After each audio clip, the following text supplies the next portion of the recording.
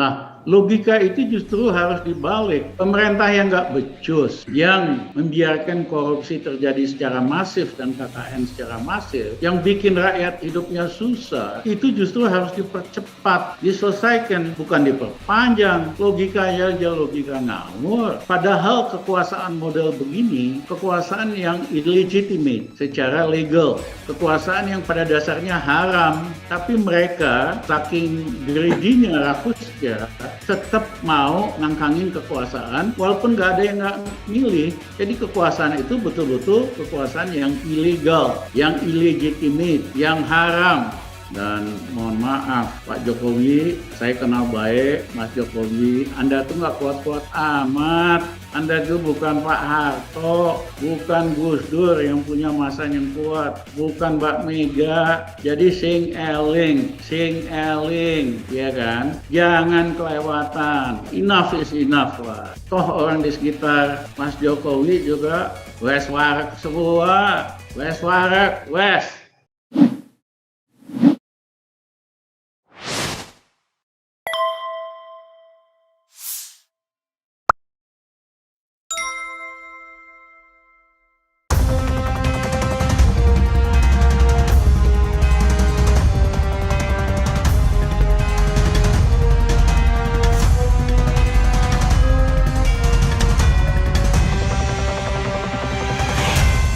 Assalamualaikum warahmatullahi wabarakatuh, Sobat RH sekalian.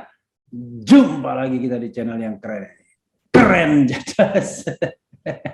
Jadi saya harus menggebrak besar-besar, selain untuk menyemangati diri saya sendiri yang baru saja sakit ya. Jadi kalau saya sakit lama, Sobat RH sekalian, 9 malam saya nggak bisa tidur. Jadi baru kemarin pagi dengan kemarin malam saya bisa tidur, ya malam ini maksudnya. Jadi mudah-mudahan recovery-nya cepat ya. Tapi di depan saya ada orang yang terus menggebrak. Beliau adalah Rizal Ramli.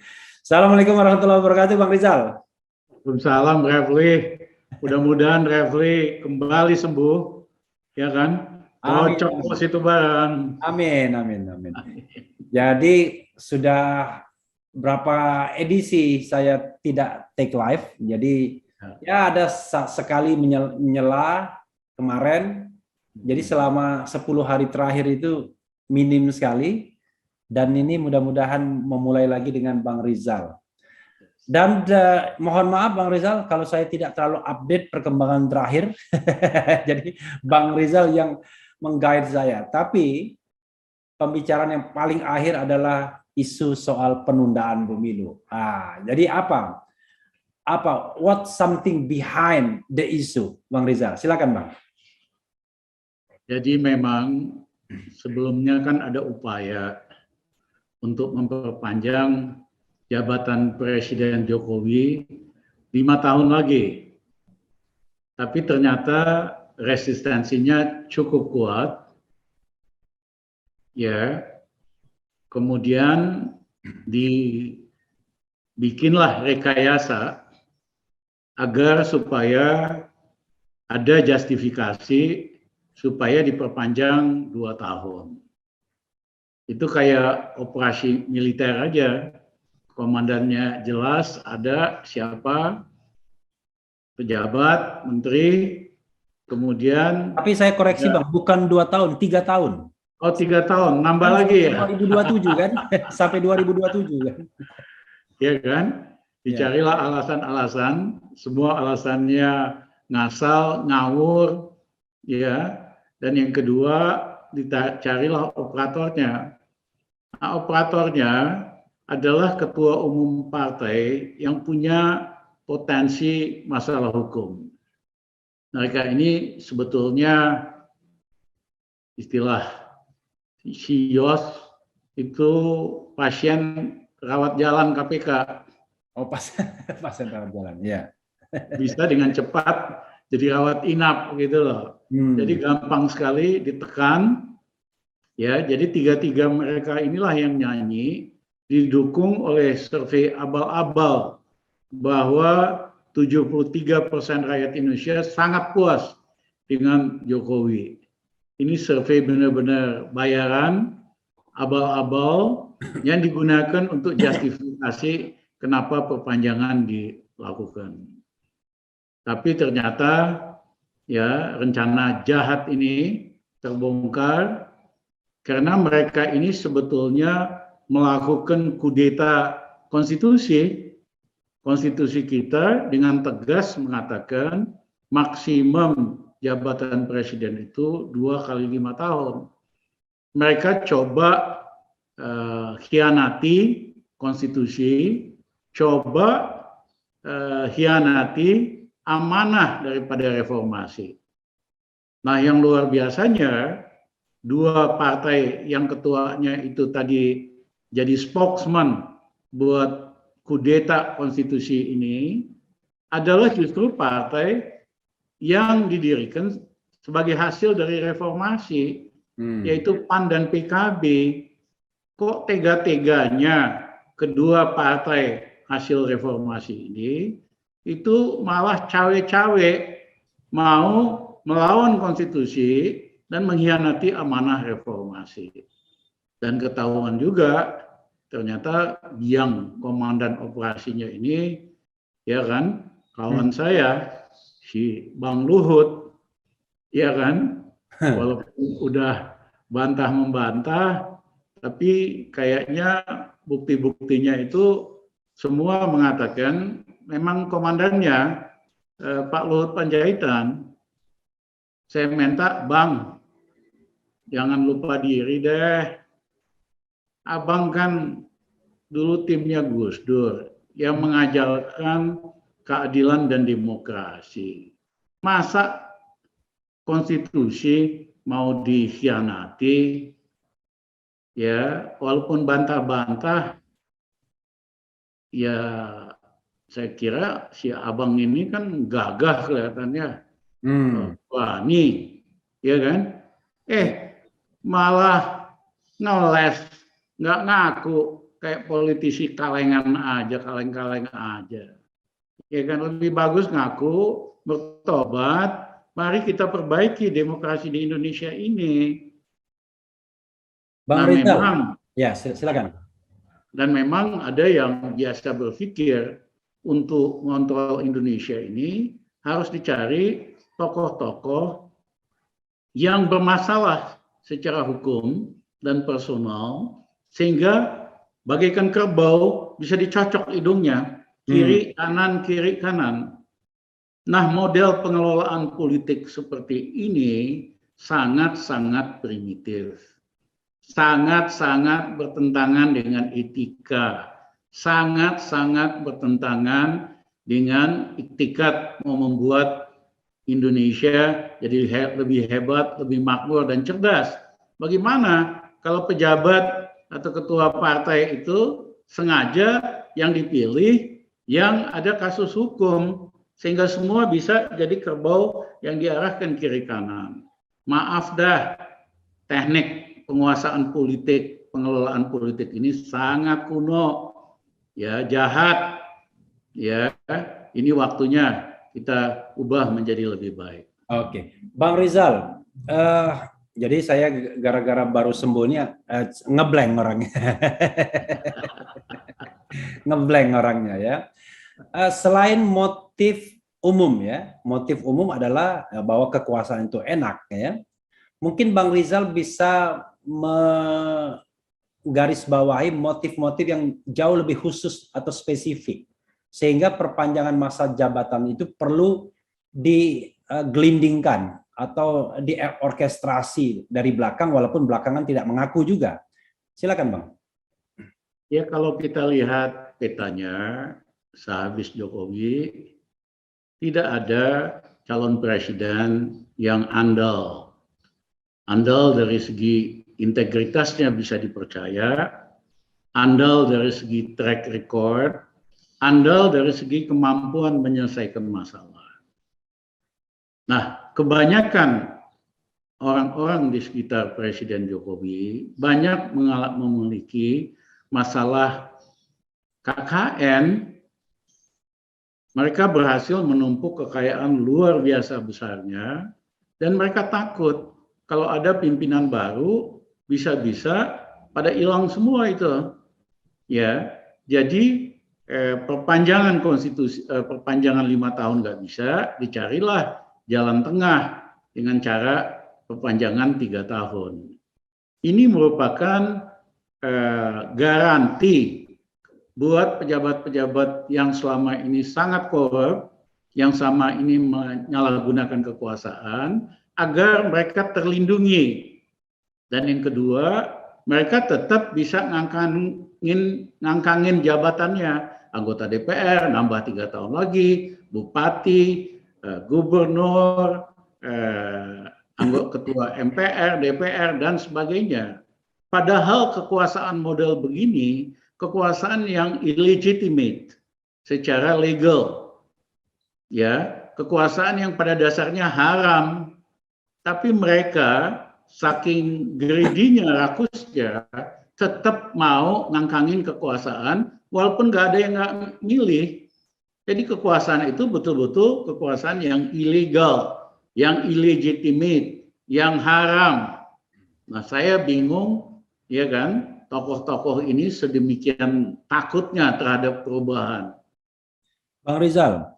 Nah, memang mereka selain itu mereka pikirkan sehabis Jokowi mesti dicari boneka baru yang bisa diatur-atur, yang bisa melindungi tindakan mereka yang koruptif dan melanggar hukum, ya. Tapi ternyata capres yang dijago-jagokan itu ketanggor di mana itu, di Wadas, ya kan? Ternyata kelasnya cuma segitu doang. Akhirnya semakin semangat ini, udahlah perpanjangin lagi karena calon boneka baru ini ternyata nggak hebat-hebat amat gitu. Bang Rizal, selain isu yang tadi kekhawatiran bahwa mereka akan bermasalah ya kalau ada kekuasaan baru yang tidak in favor kepada mereka ya. Isu-isu yang lebih spesifik seperti perpindahan ibu kota negara, kemudian proyek-proyek infrastruktur, kemudian juga barangkali dalam tanda kutip proyek-proyek COVID dan lain sebagainya. Apakah itu juga bagian dari motivasi untuk memperpanjang masa jabatan karena kuenya kan toh belum habis begitu, dibagi-bagi atau diambil? Ya memang untuk ibu kota baru ini mereka udah anggarin buat 2 tahun yang akan datang nyaris 500 triliun. Kalau proyek infrastruktur minimum markup-nya itu kan 20%. Itu aja udah 100 triliun kok, bakal jadi bancakan buat 2 tahun yang akan datang. Masa mau nambah lagi? Gila amat gitu loh. Padahal rakyat kita hampir semuanya lagi susah. Nah, logika itu justru harus dibalik, Refli.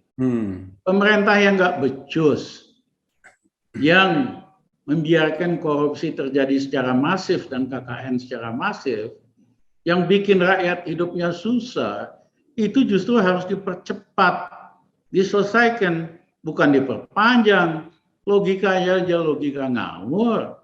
Dan ada contohnya kan, ingat kan Refli, pemilu itu tahun 97, ya kan? Ya. Kemudian setelah Pak Harto jatuh, kepilih Pak Habibie. Pak Habibie merasa bahwa legitimasi dia belum kuat, apalagi pada waktu itu banyak kalangan yang protes terhadap Presiden Jokowi. Ya udah, dia adakan pemilu dipercepat tahun 99, 2 tahun kemudian, dan ternyata memang istilahnya dukungan terhadap Pak Habibie jauh berkurang, tapi beliau hebat, beliau negarawan. Pak Habibie memutuskan untuk nggak maju lagi di pemilihan presiden di MPR. Jadi kalau kita lihat presiden ini, yang ada adalah, dan ini terjadi di seluruh dunia, apalagi di negara-negara parlementer, kalau presidennya itu nggak becus, pemerintahannya sangat korup, yang ketiga tidak mampu mensejahterakan rakyat, malah bikin rakyat hidup sulit, yang ada itu pemilu dipercepat, bukan diperpanjang. Dengan harapan kalau pemilu dipercepat akan terpilih pemimpin yang lebih baik, yang lebih hebat, yang legitimasinya lebih kuat. sehingga bisa memperbaiki keadaan ekonomi dan sosial. Bang Rizal, kalaupun pemilu tidak dipercepat, menurut jadwal kan 14 Februari 2024, which is tinggal 2 tahun lagi, dan itu memang kalau kita lihat preparation pemilu ya 2 tahun itu ya kurang lebih memang begitulah. Artinya kan not necessary untuk mempercepat pemilu, tetapi yang penting adalah komitmen untuk melaksanakan pemilu 14 Februari 2024 itu yang harus ditagih. Gimana Bang Rizal? Ya, Step of mempercepat atau kemudian memperlama masa jabatan? pertama, memperlama itu seperti saya katakan, melawan konstitusi. Yang kedua, mengkhianati amanah daripada reformasi. Jadi itu bukan pilihan. Tetapi pemimpin yang nggak becus memperbaiki keadaan, yang bikin rakyat hidupnya susah, itu wajib dipercepat pemilunya, ya. Dan tentu harus ada perbaikan proses pemilunya sendiri. Karena kalau hanya sekedar pemilu tanpa perbaikan sistem, itu hanya pengulangan atau recycling dari kejahatan pemilu-pemilu sebelumnya. Ya, salah satu diantaranya tentu threshold harus 0. Yang kedua, jadwal pemilu, pemilihan presiden dulu, baru pemilihan anggota DPR 3 bulan kemudian, supaya kita ngikutin sistem presidensial, bukan parlementer. Ngaku presidensial, tapi prakteknya parlementer. Nah, yang ketiga adalah harus ada audit terhadap sistem IT KPU. Karena biang masalahnya di situ, berbagai rekayasa ini ada di situ. Kalau perlu kita panggil international auditor untuk mengaudit sistem IT, ya kan? Karena percuma melakukan pemilu kalau tidak ada perbaikan sistem. Bang Rizal, yang menarik dari isu mengenai perpanjangan masa jabatan atau penundaan pemilu ini, justru 2 partai besar, paling tidak dari sisi jumlah suara ya, yaitu PDIP dan Gerindra, itu tidak setuju. Oke, Gerindra barangkali punya motif lain, tetapi PDIP yang notabene adalah partainya Pak Jokowi, justru tidak setuju. Nah, ini apa yang bisa Bang Rizal analisis dari fenomena ini? Saya kenal dekat sekali sama Mbak Mega dan almarhum Bang Taufik. Ya, saya tahu persis cara berpikir Mbak Mega itu konstitusional. Ya, jadi dia firm, tegas, tidak boleh ada perpanjangan, ya kan? Baik 5 tahun maupun 3 tahun. Beberapa bulan yang lalu saya ketemu Menteri Hukum dan Perundang-undangan Yasona, Bang, titip Bang ya, nggak boleh ada perpanjangan Jokowi. Saya bilang, Yasona, kalau kamu yang ngomong, mohon maaf deh, ya kan? Aku antara percaya nggak percaya. Ya, enggak, ini dari Mbak Mega. Mbak Mega nggak mau ada perpanjangan apapun karena beliau itu taat azas terhadap konstitusi. Jadi saya secara terbuka salut kepada keputusan Mbak Mega bahwa dia taat azas konstitusi, tidak boleh ada perpanjangan apapun. Nah, tadinya Gerindra, ya kan, di dalam sih rame lah, tapi last minute juga menolak. Kemudian juga Nasdem, ya kan, tadinya sih sekjennya masih coba-coba main mata, main 2 kaki, tapi Bang Surya dengan tegas mengatakan menolak perpanjangan. Ya, saya juga salut lah sama Bang Surya Paloh, ya kan, teman lama saya yang pernah menuntut saya di kepolisian, ingat nggak kasus import mafia? Iya. Mafia import. Tapi dalam kasus ini saya salut Bang Surya taat konstitusi, ya kan. Kemudian yang aneh justru 2 partai ini, partai yang didirikan setelah reformasi. yaitu PKB dan PAN dan Golkar. Ya, tiga-tiganya capres kagak laku semua nih. Ya, capres ini walaupun udah kontrak media, udah bus pooling, ya kan, nunjukin mereka nggak siap kompetisi. Refli, kalau Refli siap ujian, kapanpun ujian senang-senang aja kan? Iya. Iya, kalau kita cerdas, ya kan? Ya, kalau saya siap ujian, saya pengen ujian sesuai jadwal atau dipercepat biasanya. kita senang-senang aja, ya. Tapi yang bodoh, yang kalah kompetisi, takut ujian. Saya, Refli, waktu di SD, saya ingat kelas 4 SD, guru matematika saya jam 11 itu, ayo siapa yang bisa jawab maju ke depan. Kalau bisa jawabnya benar, boleh pulang. Nah, saya selalu maju ke depan, kita selesaikan benar, boleh pulang. Jangan bahas, kita udah ketawa-ketawa, pulang ke rumah. Ya, kita siap situasi apapun.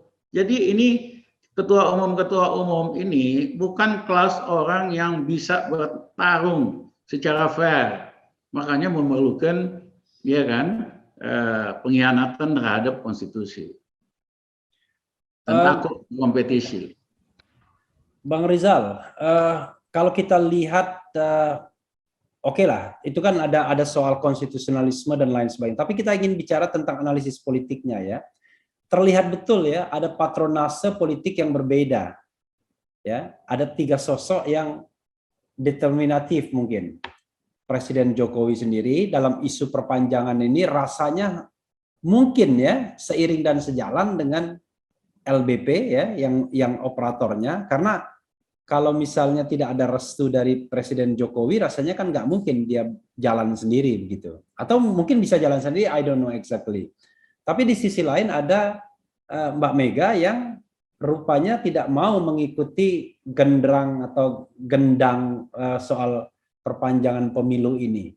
Di sisi lain ada sosok seperti Surya Paloh yang barangkali bisa lebih bersikap independen.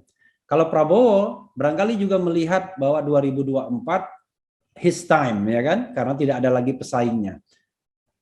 Di antara 3-4 aktor ini atau 5 aktor ini yang saya sebut namanya, itu gimana Bang Rizal menilai konstelasi mereka dalam menghadapi isu perpanjangan, perpendekan ataupun pemilu yang memang sudah dijadwalkan? Kalau di voting sih di MPR pasti yang perpanjangan kalah. Karena kalau PDIP ditambah dengan Gerindra, ditambah dengan Nasdem, ditambah dengan Demokrat, ditambah dengan mungkin P3 ya, dan ditambah dengan DPD, ya kalah lah, ya kan. Tapi yang kedua juga menunjukkan kelakuan Jokowi yang pelintat-pelintut, ya kan. Harusnya kan dia dengar ketua umum partai yang mencalonkan dia, yaitu Mbak Mega. Harusnya manut dong, ikut garis ketua umum PDIP. Tapi ternyata dia lebih dekat, bahkan mungkin lebih loyal sama teman saya, ya Pak Luhut Panjaitan. Jadi berani cawe-cawe, ya kan, untuk merekayasa ini perpanjangan ini. Ya, saya kira hati-hati deh, ya kan. Ini kudeta konstitusi, siapapun nggak terima, dan mohon maaf Pak Jokowi, saya kenal baik Mas Jokowi, Anda tuh nggak kuat-kuat amat. Anda itu bukan Pak Harto, bukan Gus Dur yang punya masa yang kuat, bukan Mbak Mega. Jadi sing eling, ya kan? Jangan kelewatan. Ya kan, jangan enough is enough lah. Toh orang di sekitar Mas Jokowi juga wes warak semua, wes warak, wes, ya kan. Jadi sing eling lah, ya nanti bisa apa ya, Pak Harto aja yang segitu kuatnya, banyak yang minta supaya dia diadili, iya kan? Kami waktu itu sama Gus Dur putusin, ya janganlah, ya kan? Nah, Pak Jokowi itu tidak kuat sama sekali. Dukungannya itu kebanyakan oleh buzzer sama influencer, ya, bukan oleh masa rakyat biasa. Beda sama Mbak Mega, beda sama Gus Dur, beda sama Pak Harto. Jadi jangan kebangetan. Wong kerja sekarang aja nggak becus kok, rakyat hidupnya susah. Karena rakyat hari ini digebukin 2 kali. Satu, langkanya barang-barang seperti minyak goreng. Harganya naik semua. Minyak goreng, kedelai, ayam, daging. Dan yang kedua digebukin lagi dengan kenaikan harga atau tarif oleh yang dilakukan pemerintah. BBM udah dinaikin, bakal dinaikin lagi, gas, melon yang kecil dihapusin, yang gede udah dinaikin harganya, listrik udah dinaikin tarifnya, tarif BPJS udah dinaikin. Jadi rakyat itu digebuk dari 2 sisi, kelangkaan barang, kenaikan harga, digebuk pula dengan kebijakan yang nggak pro rakyat.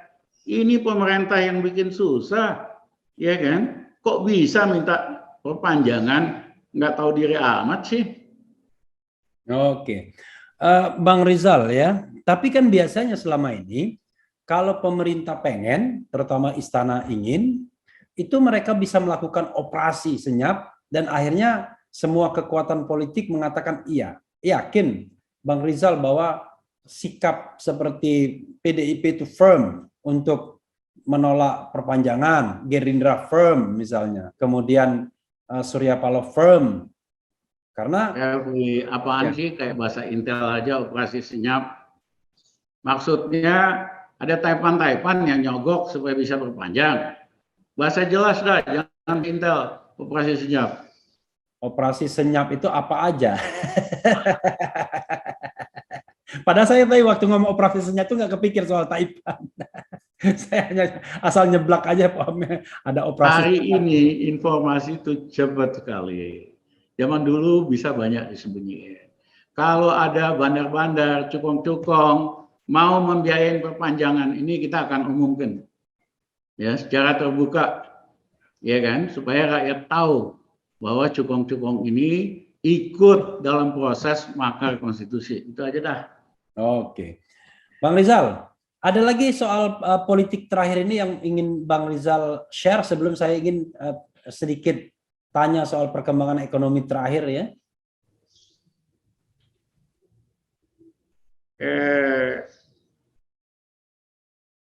Saya melihat dalam konteks yang lebih besar. Rejim ini sudah berada di tipping point. Tipping point itu apa?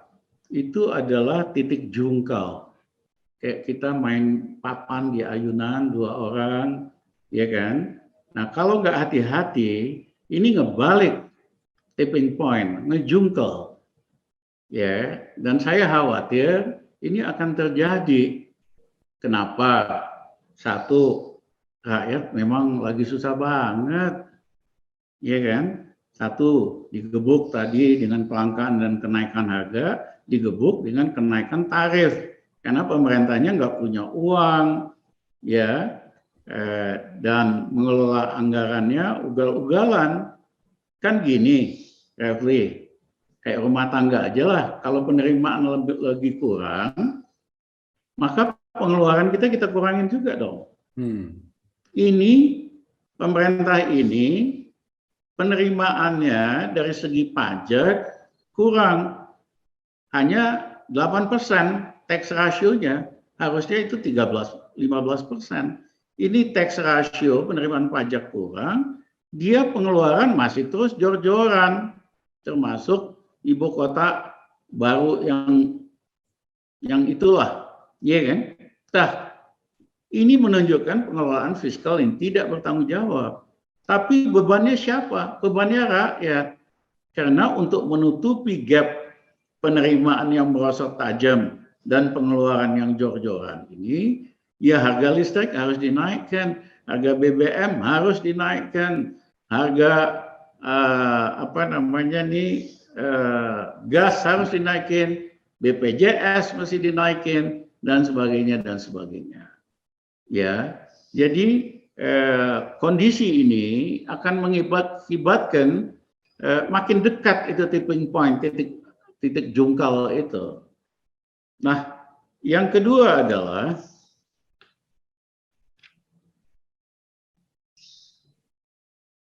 utangnya kan udah kebesaran, sehingga untuk bisa membayar itu pemerintahnya ngutang terus-menerus. Untuk membayar bunga hutang aja harus ngutang. Untuk itu dia mesti sedot likuiditas di dalam masyarakat, yaitu pertambahan kredit yang biasanya 15%, ini malah hanya sekitar 3%. Artinya likuiditas di masyarakat disedot. Itulah yang bikin rakyat susah, bukan hanya karena COVID. Nah, sehingga golongan menengah biasanya udah banyak yang dia gadein asetnya, mobilnya. Golongan menengah bawah kan nggak ada pilihan, akhirnya tergantung sama pinjaman online yang bunganya sangat tinggi. Dan ini proses pemiskinan struktural. Kenapa? Karena likuiditas yang ada disedot untuk nombokin bayar utang yang jor-joran ini. Nah, faktor yang ketiga adalah dengan sengaja Islamophobia dibesar-besarkan. Saya yang pertama kali memperkenalkan Islamophobia 2 tahun yang lalu. Sengaja terus supaya masyarakat, rakyat, dan kalangan intelektual itu nggak fokus kepada masalah-masalah real yang dihadapin bangsa, negara, dan rakyat. Tapi fokus di dalam masalah radikal. Ini aja yang digoreng terus, radikal. Iya kan? Nah, sebagai contoh, ada omongan Menteri Agama yang bikin marah, ada apa? Ada aja setiap minggu, setiap 2 minggu, ya kan? Isu supaya orang benci sama Islam ini digedein gitu loh. Nah, apalagi ada kelompok Coro TV ya yang dibiayain sengaja untuk ngegedein Islamophobia supaya rakyat nggak fokus sama kinerja pemerintahan Jokowi ataupun masalah yang dihadapin rakyat, tapi fokus sama masalah radikal. Ini Coro TV ini dibiayain oleh kelompok-kelompok yang juga pada dasarnya sangat anti-Islam ya. Nah, harusnya kan kita mengaku negara Pancasila, jangan dong umat Islam diadu atau agama diadu, kan udah selesai itu. Waktu pemerintahan Gus Dur kita anggap itu udah selesai masalah suku agama. Kok digedein terus supaya rakyat malah ribut sendiri. Nah, yang terakhir adalah adanya faktor eksternal, yaitu Amerika terutama dan negara Eropa, karena takut inflasi yang tinggi sekali. Di Amerika inflasi itu 7%, paling tinggi selama belasan tahun. Jadi mau nggak mau dia mesti turunkan inflasi, caranya dengan mengetatkan uang, menyedot surplus likuiditas. Itu akan mengakibatkan tingkat bunga di Amerika naik dan arus modal ke negara berkembang akan balik lagi ke Amerika dan Eropa. Akhirnya Indonesia juga akan kena dampak dan limbah dari pengetatan moneter Fed. Nah, yang kedua, perang di Ukraina ini akan juga punya dampak. Kenapa? Karena Rusia itu penghasil 30% gandum dunia, Ukraina 25%. Loh, Indonesia termasuk importir gandum sangat-sangat besar buat super mie. Jadi kalau perang ini berlangsung lebih lama, buntutnya harga tepung terigu akan naik, akhirnya benteng terakhir golongan menengah bawah di Indonesia, mahasiswa, yaitu super mie, juga akan naik. Nah, yang kedua adalah apa yang terjadi ini akan mengakibatkan kenaikan dari harga minyak mentah. Hari ini udah $113. Kalau perang berlanjut di sana, itu bisa-bisa naik sampai $150, walaupun Amerika sudah lepas cadangan minyak mentahnya, negara lain juga lepas, OPEC mau naikin produksi, tapi kan itu butuh waktu, bisa-bisa sampai $150. Nah, kalau harga minyak bumi $150, Indonesia setiap hari import minyak bumi 1,2 juta barrel satu hari. Artinya harus menyediakan $180 juta setiap hari. Pemerintah pasti nggak sanggup, Pertamina juga bisa jebol kalau begitu, karena asumsi di anggarannya hanya $70. Ini $150, 2 kalinya, dan akan dinaikin lagi BBM. Sehingga apa yang terjadi nanti, Refli? Orang ngantri minyak goreng, ngantri kedelai, ya penjualan kedelai udah dijatah, ngantri nanti beli terigu, ngantri beli BBM, beli gas. Ya udah, itulah tipping point-nya. Itulah akhir dari pemerintahan Jokowi. Mohon maaf saya. Kalau kita bicara akselerasi ya dari kondisi eksternal dan internal yang Bang Rizal sebutkan ya secara objektif, itu secara objektif ya, ini kita bicara bukan soal yang lain, soal misalnya katakanlah ada kudeta dan lain sebagainya, tapi kita bicara tentang kondisi eksternal internal. Pemerintah ini kuat berapa lama kalau kondisi ini terus berlangsung? Jangan spesifik gitulah. Bukan pemerintah ini kuat berapa lama, maksudnya kondisi Indonesia itu, misalnya dengan fiskal, Dasarnya saya dengan moneter, dengan APBN. Bahasa sederhana, dia sudah mendekati tipping point. Kalau dia itu sangat fragile, sangat rawan, rentan terhadap perubahan faktor internal eksternal.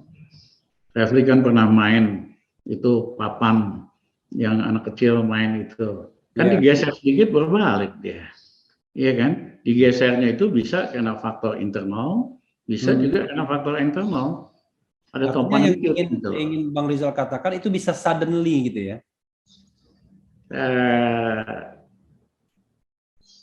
Tapi yang lebih penting adalah gini, Refli, krisis itu sering terjadi di seluruh dunia.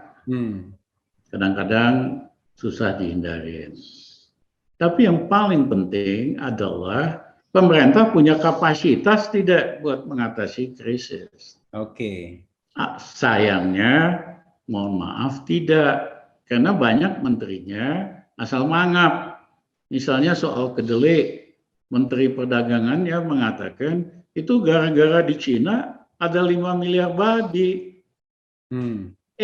Di Cina babi cuma 410 juta, bukan 5 miliar. Yang kedua, babi makan kedelai. Babi itu makan ampas kedelai. Nah, beginian aja kelas menteri, jawabannya nggak mutu. Dan banyak sekali pejabat-pejabat yang sebetulnya bukan kelasnya. Kelas lobis, kelas broker, ya kan, yang membantu Jokowi waktu kampanye, tapi tidak punya kemampuan profesional untuk bertindak sebagai menteri, ya kan. Refli tahu persis lah how to win an election berbeda dengan how to govern a government.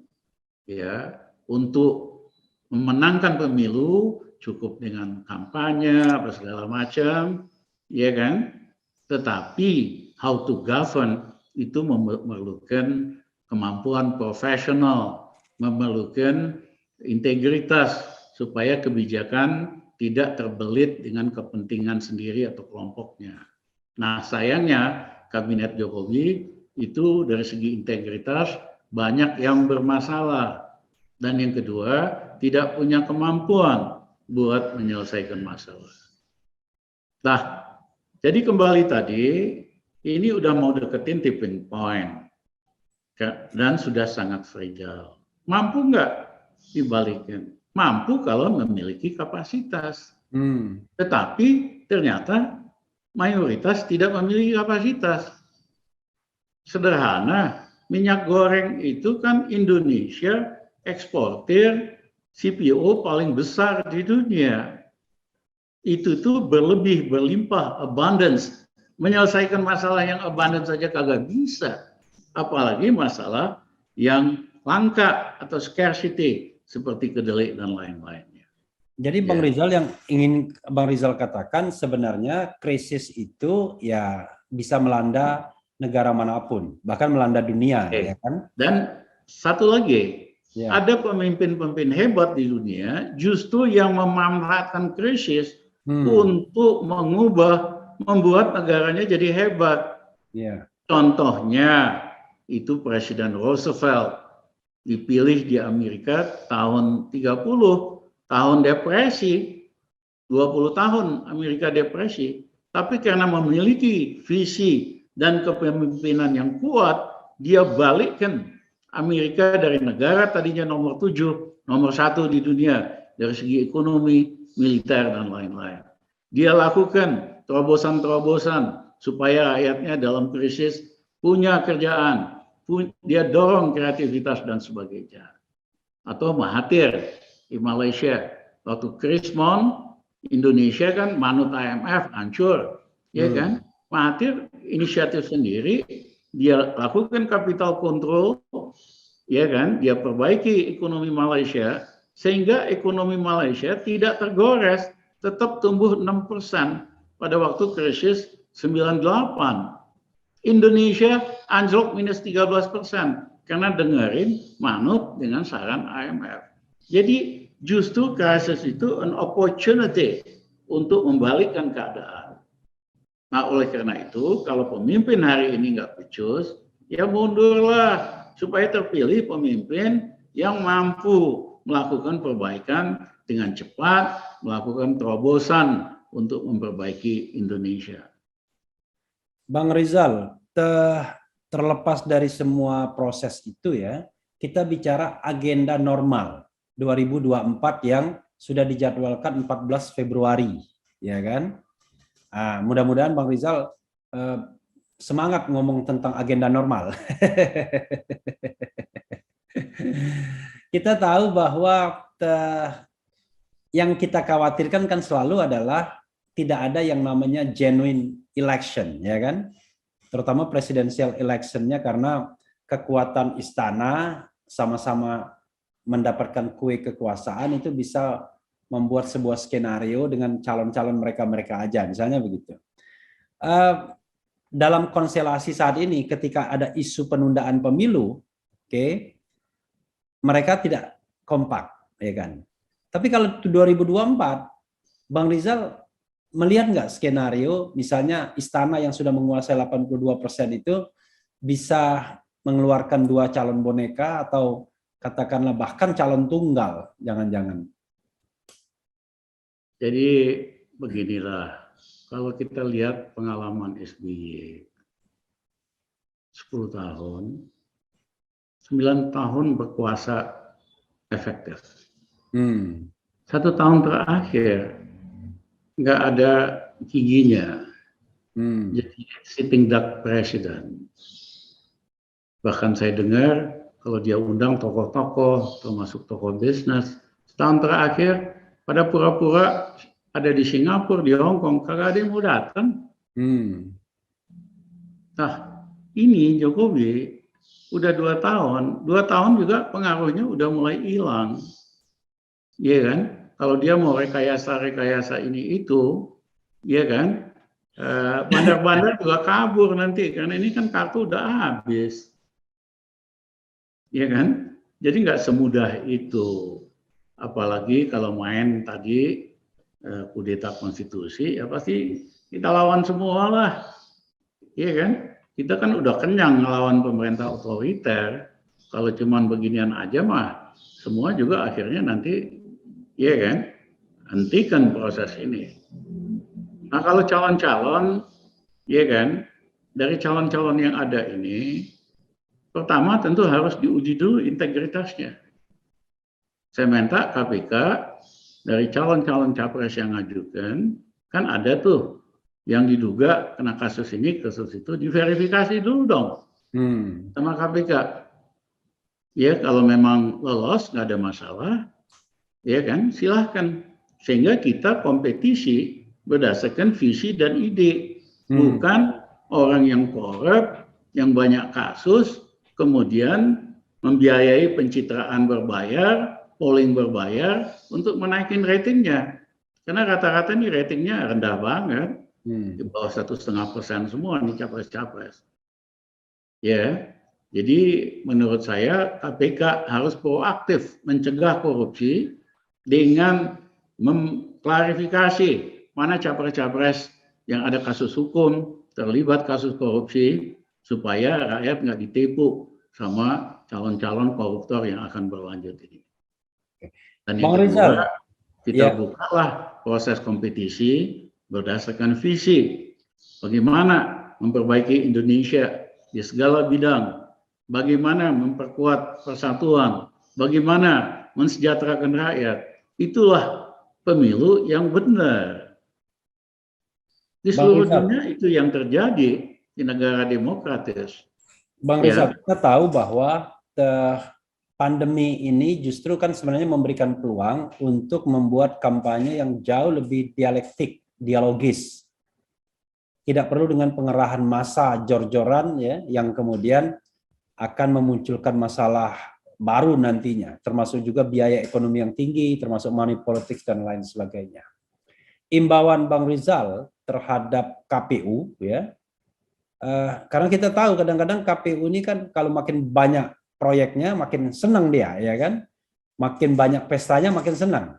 Padahal sekarang pertemuan-pertemuan dengan tatap muka, dengan kampanye massa 200-300 orang itu nggak penting lagi dengan adanya media-media sosial seperti YouTube misalnya yang bisa ditonton orang jutaan, ya kan? Apalagi kalau yang muncul adalah calon-calon presiden yang memang sudah terdaftar misalnya. Nah, tapi kita tahu kan kelakuan kita kadang-kadang melihat pemilu itu sebagai sebuah proyek.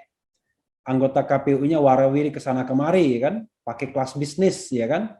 Kunjungan ke luar negeri untuk studi banding dan lain sebagainya. Apalagi mereka baru terpilih dan masih aus-ausnya kan, kira-kira untuk yang begituan.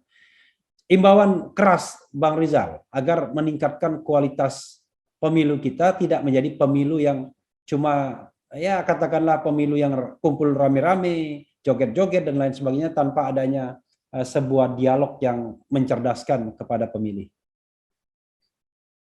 Saya ingin kita semua dan KPU belajar dari 2 pemilu sebelumnya yang berhasil. Tidak ada corruption, tidak ada manipulasi suara, ya damai, rakyat kayak datang ke pesta. Yaitu pemilu tahun 55 dan kedua pemilu zaman Habibie tahun 99. Iya kan? Kenapa? Karena pimpinan KPU-nya orang-orang yang memiliki leadership dan integritas. Yaitu mantan Menteri Dalam Negeri Rudini dan Bang Buyung, dan anggota KPU-nya juga bersih, tidak ada konflik of interest, ya enak tuh pemilu, damai, sukacita, tidak ada pencurian suara, manipulasi suara lewat komputer.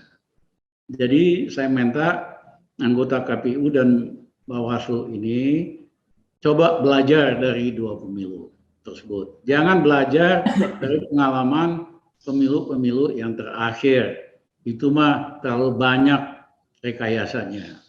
Ya, kalau itu saudara membantu menunjukkan ke seluruh dunia bahwa bangsa kita bisa juga jadi bangsa yang beradab, yang fair dan transparan. Tapi kalau enggak, hasilnya nanti pemimpin boneka lagi, pemimpin abal-abal yang nggak ngerti mau ngapain nyelesain masalah bangsa, kalian akan dikutuk oleh banyak rakyat Indonesia. Terima kasih. Oke, Bang Rizal. Cukup, Refli. Ya, makasih banyak Bang Rizal. Bang Rizal mau closing statement nggak?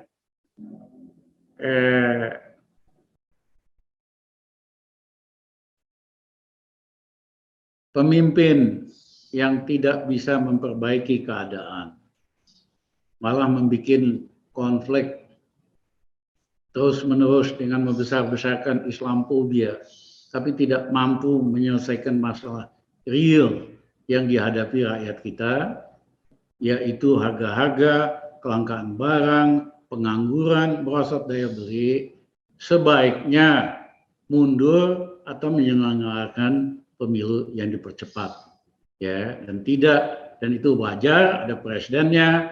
Zaman Habibie pemilu dilakukan 2 tahun setelah pemilu tahun 77. Terima kasih. Setelah tahun 97. Setelah 97, yes. Makasih Bang Rizal Ramli, Sobat Era sekalian. Itu tadi interview kita dengan Bang Rizal. Assalamualaikum warahmatullahi wabarakatuh. Makasih Bang. Yes.